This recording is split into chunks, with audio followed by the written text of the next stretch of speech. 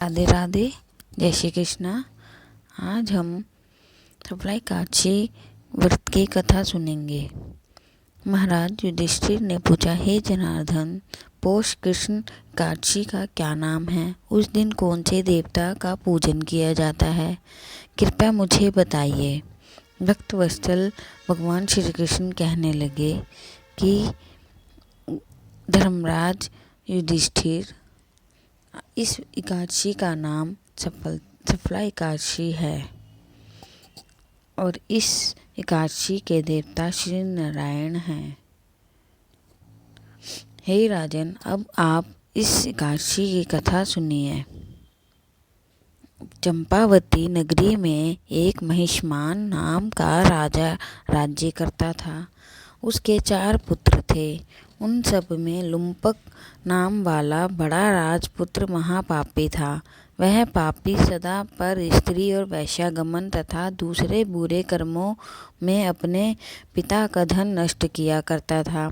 सदैव ही देवता, ब्राह्मण, वैष्णवों की निंदा किया करता था। जब राजा को अपने बड़े पुत्र के ऐसे कुकर्मों का पता चला तो उन्होंने उसे अपने राज्य से निकाल दिया। तब वह विचारने लगा कि कहाँ जाऊँ, क्या करूँ। अंत में उसने चोरी करने का निश्चय किया। दिन में वह वन में रहता और रात्रि को अपने पिता की नगरी में चोरी करता तथा प्रजा को तंग करने और उन्हें मारने का कुकर्म करता।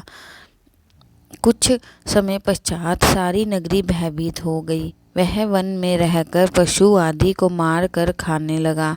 नागरिक और राज्य के कर्मचारी उसे पकड़ लेते, किंतु राजा का भय से छोड़ देते।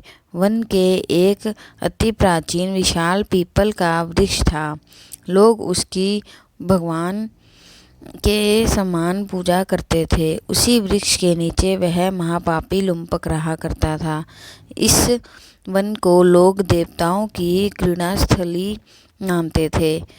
कुछ समय पश्चात पौष कृष्ण पक्ष की दशमी के दिन वह वस्त्रहीन होने के कारण शीत के चलते सारी रात्रि सो नहीं सका।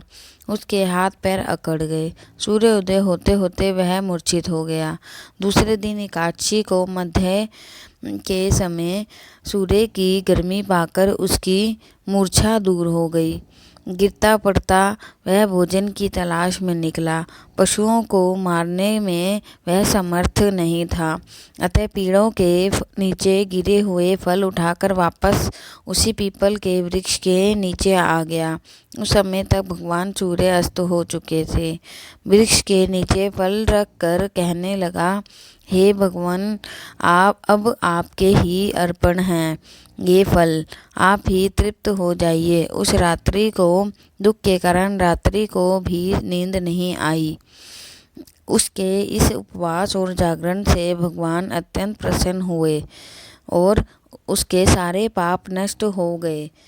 दूसरे दिन प्रातः एक अति सुंदर घोड़ा अनेक सुंदर वस्तुओं से सजा हुआ उसके सामने आकर खड़ा हो गया। उसी समय आकाशवाणी हुई कि हे राजपुत्र, श्री नारायण की कृपा से तेरे पाप नष्ट हो गए। अब तू अपने पिता के पास जाकर राज्य प्राप्त कर। ऐसी वाणी सुनकर वह अत्यंत प्रसन्न हुआ और दिव्य वस्त्र धारण करके भगवान आपकी जय हो कहकर अपने पिता के पास गया। उसके पिता ने प्रसन्न होकर उसे समस्त राज्य का भार सौंप दिया और वन का रास्ता लिया। अब लुम्पक शस्त्रानुसार राज्य करने लगा। उसके स्त्री, पुत्र आदि सारा कुटुंब भगवान नारायण का परम भक्त हो गया। वृद्ध होने पर वह भी अपने पुत्र को राज्य का भार सौंपकर वन में तपस्या करने चला गया और अंत समय में वैकुंठ को प्राप्त हुआ। अतः जो मनुष्य इस परम पवित्र सफला एकादशी का व्रत करता है और उसे अंत में मुक्ति मिलती है। जो नहीं करते वे पूंछ और सींगों से रहित पशुओं के समान हैं। इस सफला एकादशी का महात्म्य को पढ़ने से अथवा श्रवण करने से मनुष्यों को अश्वमेध यज्ञ का फल मिलता है। जय श्री राधे कृष्ण भगवान की जय। राधे राधे। श्रीमन नारायण नारायण हरि हरि, श्रीमन नारायण नारायण हरि हरि। तेरी लीला सबसे न्यारी न्यारी, हरि हरि हरि हरि। श्रीमन नारायण नारायण हरि हरि।